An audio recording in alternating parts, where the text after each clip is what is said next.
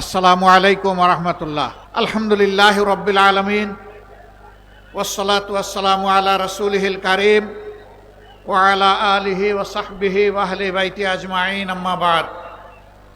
ফাআউযু বিল্লাহি মিনাশ শাইতানির রাজীম।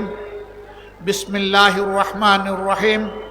রব্বি শরহ লি সাদরি ওয়া ইয়াসসির লি আমরি ওয়াহলুল উকদাতাম মিন লিসানি ইয়াফকাহু কাওলি।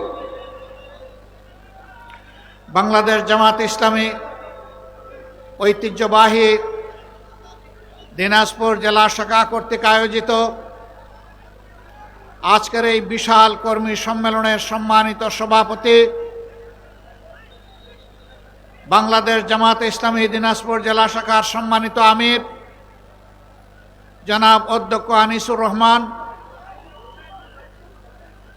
বিশেষ অতিথি বাংলাদেশ জামাত ইসলামীর কেন্দ্রীয় নির্বাহী পরিষদ সদস্য সহকারী সেক্রেটারি জেনারেল জনাব মৌলানা আবুল হাসানাত মোহাম্মদ আব্দুল হালিম, অন্যান্য বিশেষ অতিথি এবং অতিথিবৃন্দ, বন্ধু সংগঠনের সম্মানিত নেতৃবৃন্দ,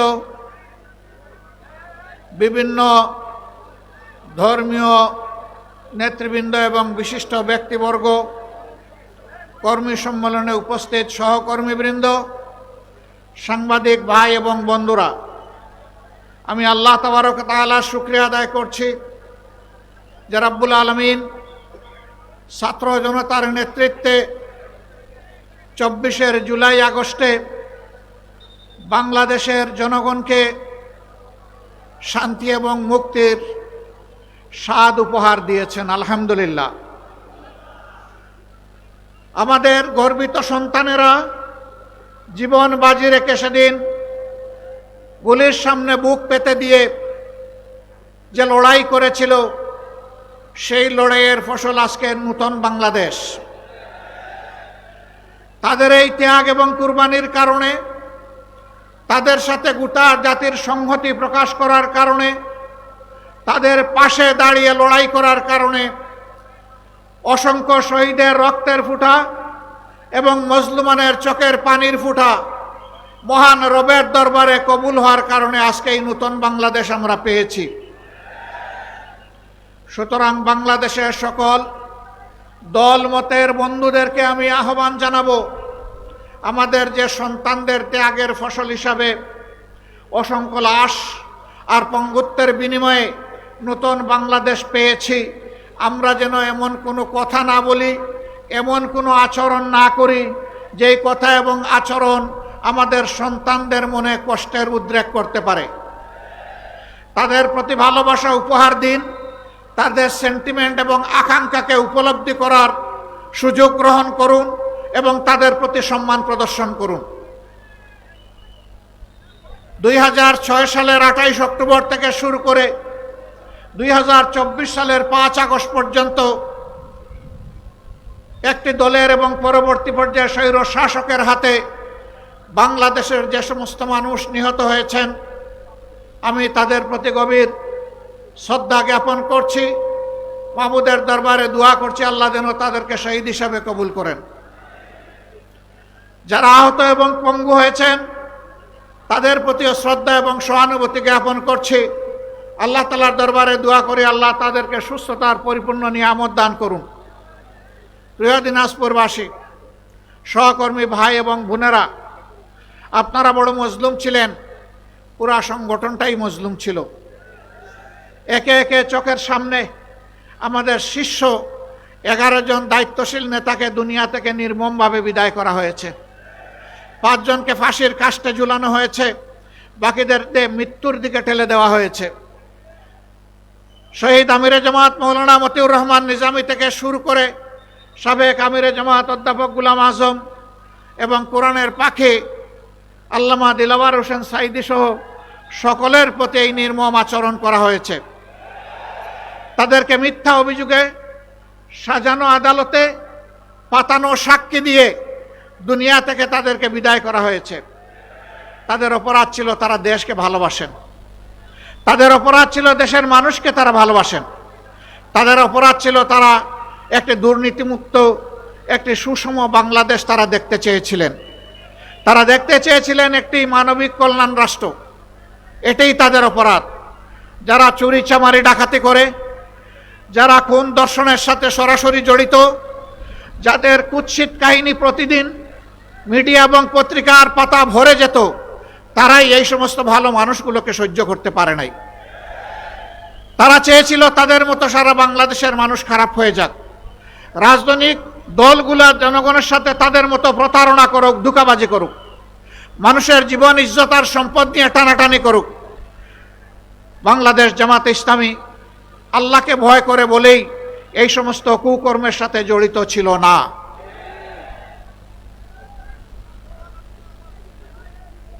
বাংলাদেশের সব কয়টি কার্যালয় আমাদের বন্ধ করে দিয়েছিল, আমাদের দলের নিবন্ধন কেড়ে নিয়েছে, আমাদেরকে নিষিদ্ধ করেছে, আমাদেরকে দফায় দফায় মামলা দিয়ে লক্ষ লক্ষ সহকর্মীকে, ভাই বোনদেরকে, কুলের শিশুকে পর্যন্ত তারা জেলে নিক্ষেপ করেছে। 90 বছরের বৃদ্ধ বৃদ্ধাকেও তারা রেহাই দেয়নি। শুধু বাংলাদেশ জামাতে ইসলামী না, এ দেশের দেশপ্রেমিক সকল সংগঠনকে প্রতিপক্ষ এবং দুশ্মন সাব্যস্ত করে সকলের প্রতি একই আচরণ করেছে। আলিম উলামাকে কষ্ট দিয়েছে, খুন করেছে, হাফিজদেরকে খুন করেছে, এতিমদেরকে খুন করেছে। তারপরে উপহাস করে বলেছে শাপলা চত্বরে মানুষ মারা যায়নি, রক্ত সেখানে ঝরেনি, হেফাজতের নেতারা সেখানে লাল রং ছিটিয়ে দিয়েছিল। কত নিম্নমানের রুচি হলে মানুষ খুন করার পর এইরকম কুরুচিপূর্ণ কথা শাসক গোষ্ঠীর পক্ষ থেকে বলতে পারে? সম্মানিত ভাই ও বোনেরা, আপনারা শান্তিতে নিজের ঘর বাড়িতে থাকতে পারেন নাই, পেশাগত দায়িত্ব পালন করতে পারেন নাই, ছোটখাটো ব্যবসা করতে পারেন নাই, স্বস্তিতে সমাজে চলাফেরা করতে পারেন নাই। আমরা কি আফ্রিকার জঙ্গল থেকে এসেছিলাম? আল্লাহ তাআলা এই দেশের মাটিতে আমাদেরকে জন্ম দিয়েছিলেন। কেন এই অবস্থা কেন হয়েছিল? তাদের এই অবস্থা কেন হয়েছিল আমি আগেই জবাব দিয়েছি। তারা ধারণা করেছিল নেতৃবৃন্দকে খুন করে, কর্মীদেরকে খুন এবং গুম করে, পঙ্গু করে, জেলে দিয়ে, ভয় দেখিয়ে এই সংগঠনকে তারা স্তব্ধ করে দেবে, মাটির নিচে পাঠিয়ে দেবে।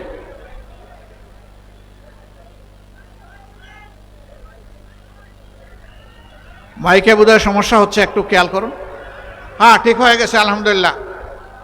যাদের একটু কম শুনবেন তারা একটু ধৈর্য ধরে একটু অপেক্ষা করেন। সম্মানিত ভাইয়েরা, এরকম একটি তাণ্ডব জাতির উপর দিয়ে তারা চালিয়েছিলেন। তারা বলতেন গণতন্ত্রের দরকার নাই, উন্নয়ন হলেই চলবে। উন্নয়ন করতে গিয়ে তারা কি করেছেন? তারা রডের বদলে বাঁশ উপহার দিয়েছে, সিমেন্টের সাথে ছাই মিশিয়ে দিয়েছেন। বাংলাদেশ থেকে লক্ষ কোটি টাকা, 26 লক্ষ কোটি টাকা চুরি করে বিদেশে পাচার করেছে। অন্যায় যখনই করেছেন, অন্যায়ের প্রতিবাদ আমরা তখনই করেছি। আমাদেরকে একটা মিটিং মিছিল করার সুযোগ দেওয়া হয়নি, কিন্তু তাই বলে আমরা বসে থাকিনি। যখনই দেশ এবং জনগণের বিপক্ষে সরকার অবস্থান নিয়েছে, আমাদের সর্বোচ্চ সামর্থ্য অনুযায়ী আমরা রাস্তায় নেমে পড়েছি।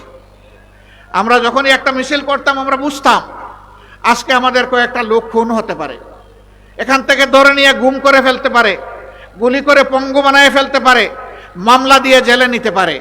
তারপরেও শুধু আল্লাহকে পরোয়া করে, এগুলাকে আমরা পরোয়া করি নাই। আমরা বাংলাদেশের মানুষের সাথে ছিলাম। যেখানে এই খরা দুর্ভিক্ষ, যেখানে এই বন্যার থাবা, যেখানে এই বিভিন্ন ধরনের প্রাকৃতিক বিপর্যয় এসেছে, একটা মজলুম সংগঠন হয়েও সবার আগে মানবিক দায়িত্ব পালনের জন্য আমরা আমাদের ভাই বোনদের কাছে পৌঁছে গেছি। আমরা চেষ্টা করেছি পুরা 15.5 বৎসর জুড়ে আমরা এইভাবেই তিলে তিলে চেষ্টা করেছি। ওরা ওগুলাও সহ্য করতে পারে নাই, বিভিন্ন জায়গায় আমাদেরকে হুমকি ধমকি দিয়েছে। বন্যায় দেশ ভাসছে, নিজেরা কিছু করে না, মানুষ জনগণের কাছে যাবে একটু সহানুভূতি ভালোবাসা নিয়ে, সেইটাও সহ্য করে না। আমি আপনাদের এই পাশের জেলা কুড়িগ্রামের রৌমারীতে গেলাম, বন্যায় সেখানে কিছু কাজ করার জন্যে। দেখি যে আমার পাশে নেতৃবৃন্দ কি জানি টেলিফোনে শুধু কুসকাস করে। আমি বুঝলাম সামথিং রং। পাশে এনে জিজ্ঞেস করে জানলাম যে থানা থেকে তাদের উপর প্রেসার ক্রিয়েট করা হচ্ছে। কে এসেছেন, কি করছেন, কোথায় যাবেন? আমি তাদেরকে বললাম সব জানিয়ে দিন। জনগণের পাশে দাঁড়ানোর কারণে যদি এখান থেকে আমাকে গ্রেফতার করে, শতবার গ্রেফতার করুন, আমি এটা পরোয়া করি না। মানুষ দেখুক, ওরা কিছু করে না, আমরা কিছু করতে গেলে আমাদেরকে করতেও দেয় না। সম্মানিত ভাইয়েরা, এই ধরনের আচরণ পুরাটা সময় জুড়েই আমাদের সাথে করেছে। আমরা তাই বলে কি দমে যাব? আমরা আক্রান্ত আহত হয়ে আমরা আদালতে বিচার পাইনি। এখানে একজন ভাই বলে গেলেন, এই এলাকারই একজন বিচারক, তিনি বলেছিলেন তিনি নাকি শপথবদ্ধ রাজনীতিবিদ। আমি বলি ভুল বলেছেন, আপনি শপথ ভঙ্গ রাজনীতিবিদ। আপনি যখন বিচারকের শপথ নেন, সেই শপথে লেখা ছিল কোন রাগ অনুরাগের বশবর্তী হয়ে আপনি কোনো রায় দেবেন না। অথচ আপনি একটি রাজনৈতিক দলের পক্ষ নিয়েছিলেন, আপনি ছিলেন পক্ষপাত দুষ্ট, অতএব আপনি করেছেন আপনার শপথ ভঙ্গ। এই শপথ ভঙ্গের কারণেই তার বিরুদ্ধে ফৌজদারি মামলা হতে পারে।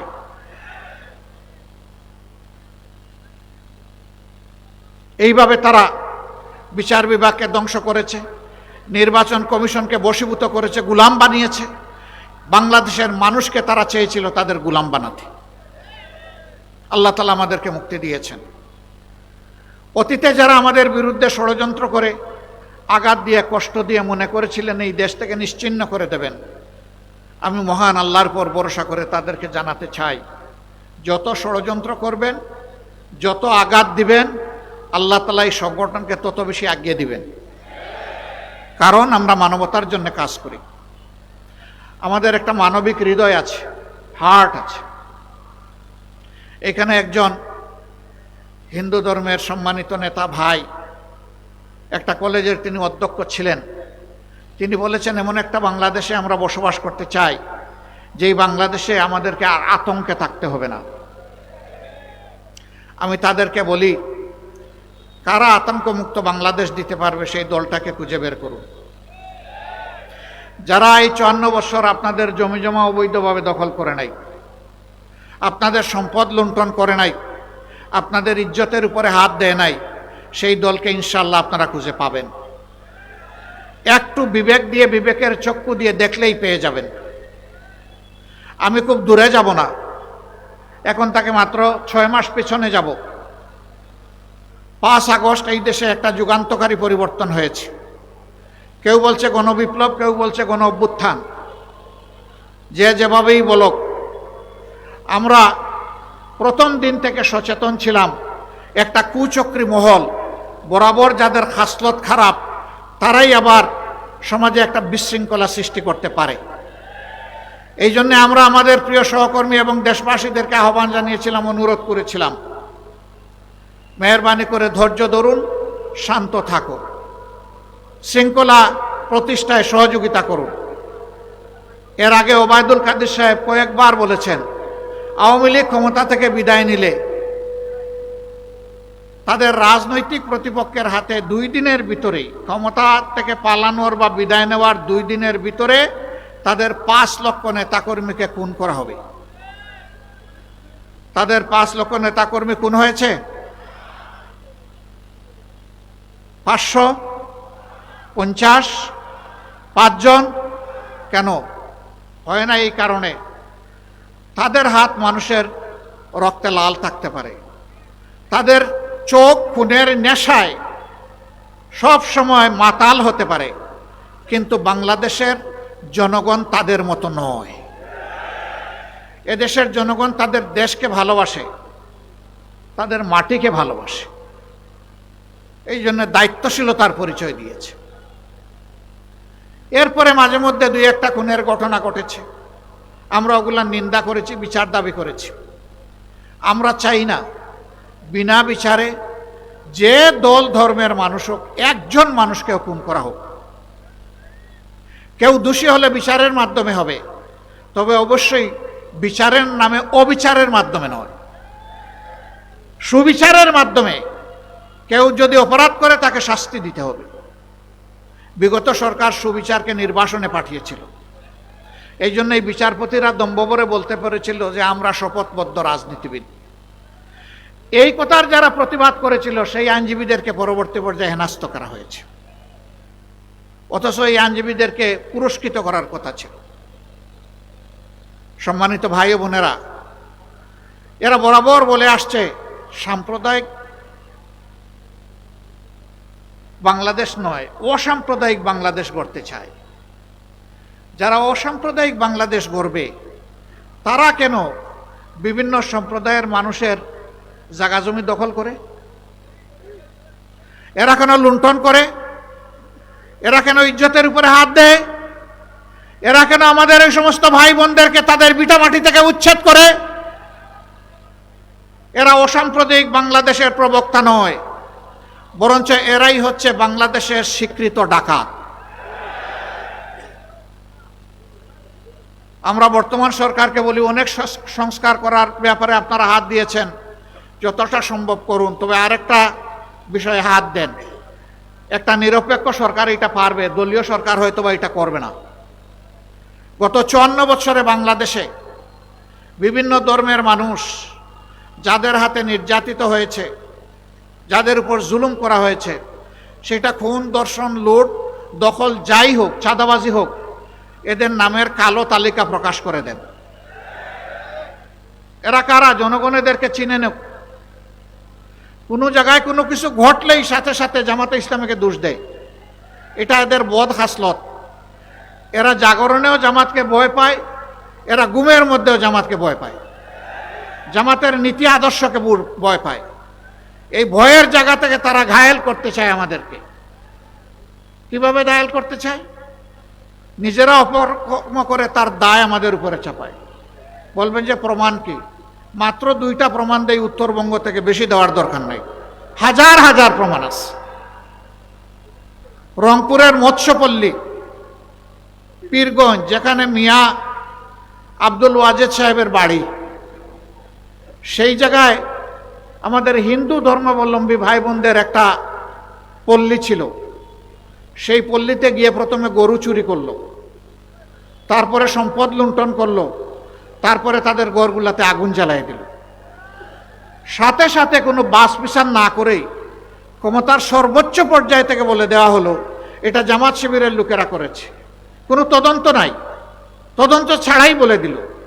যুক্তি দিল পাশে মিঠাপুকুর উপজেলা, ওটা জামাতের ঘাঁটি, ওরা এসে এখানে এটা করেছে।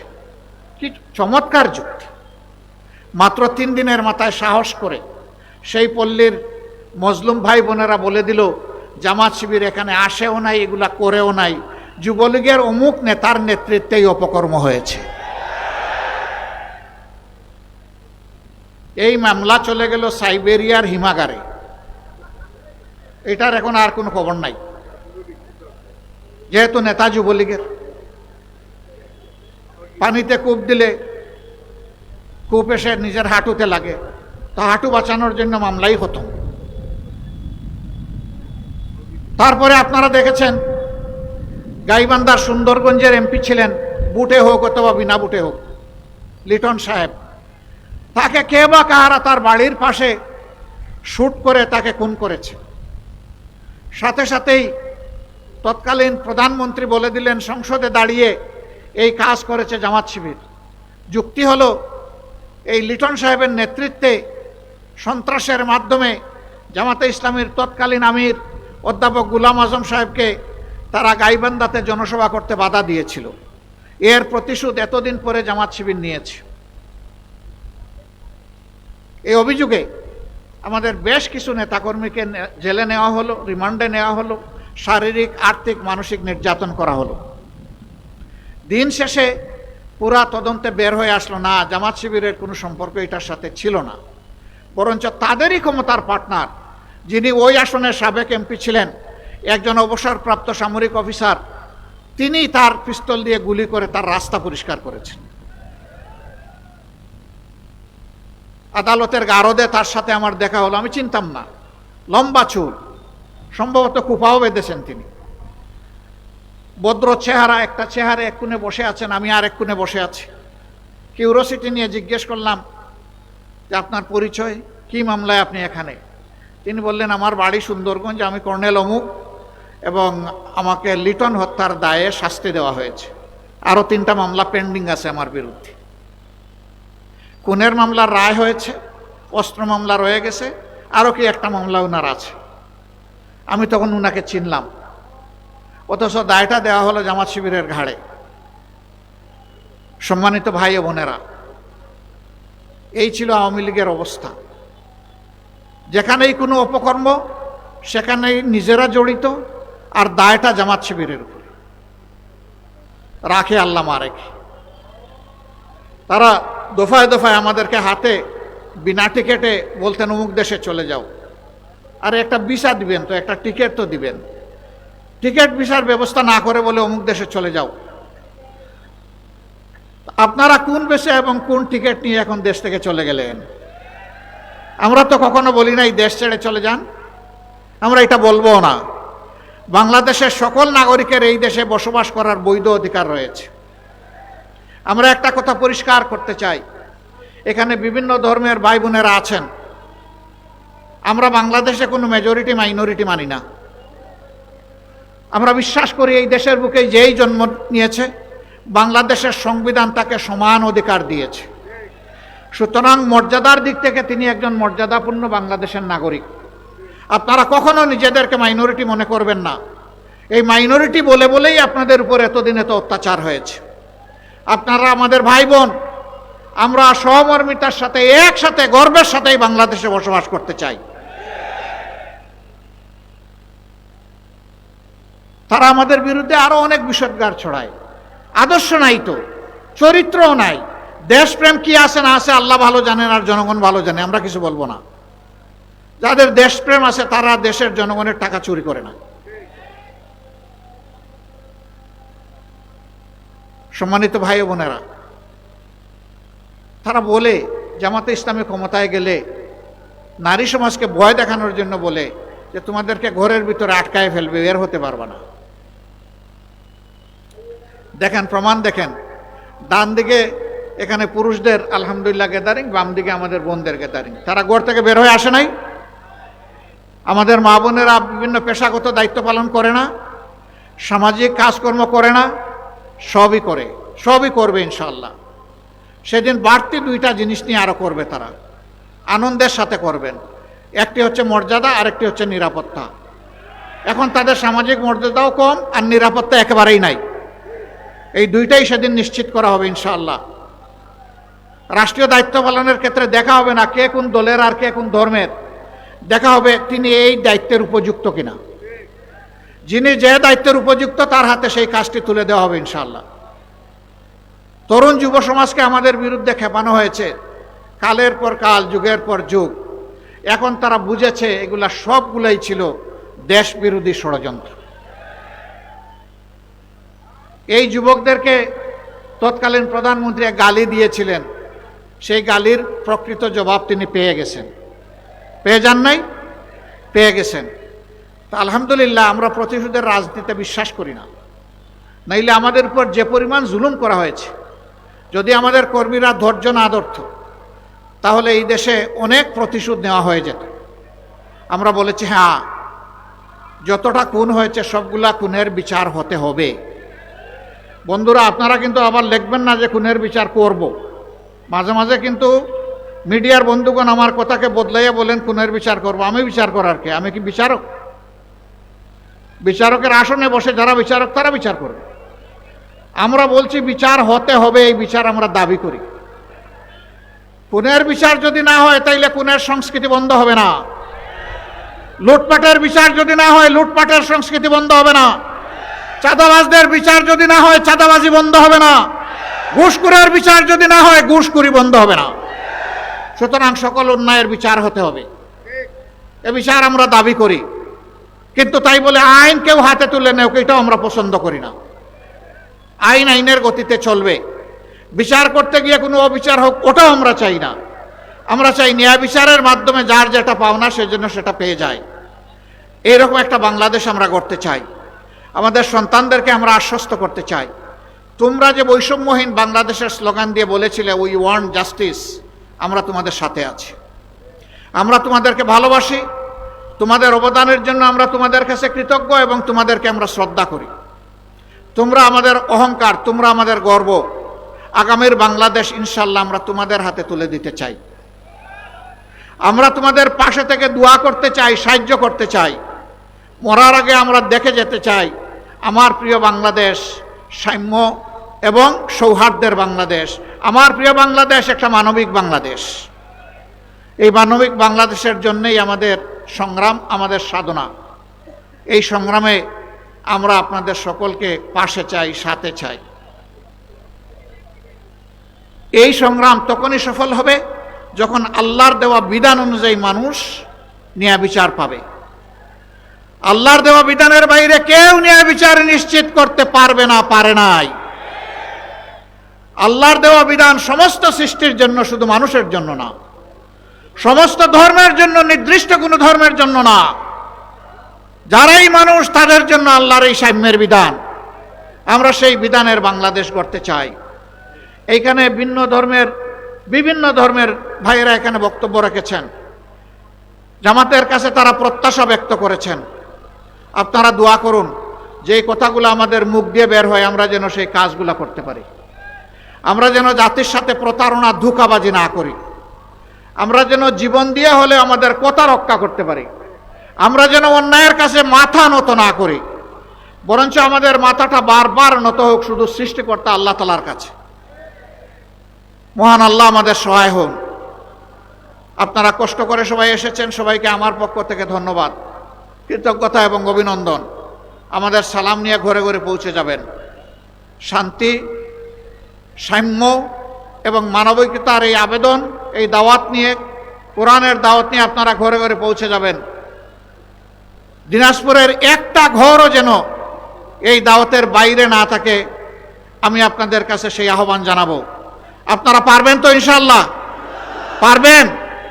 সাম্যের এবং মানবিক বাংলাদেশ গড়ার জন্য আপনারা প্রস্তুত? তাহলে কিন্তু আমাদের লড়াই শেষ হয়নি, সংগ্রাম শেষ হয়নি। সংগ্রাম তখনই শেষ হবে যেদিন সত্যিকার অর্থে একটা মানবিক বাংলাদেশ গড়ে উঠবে। সবাইকে অভিনন্দন, সবাইকে অভিনন্দন, বুক ভরা অভিনন্দন।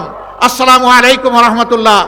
বাংলাদেশ জিন্দাবাদ, বাংলাদেশ জামাতে ইসলামী জিন্দাবাদ।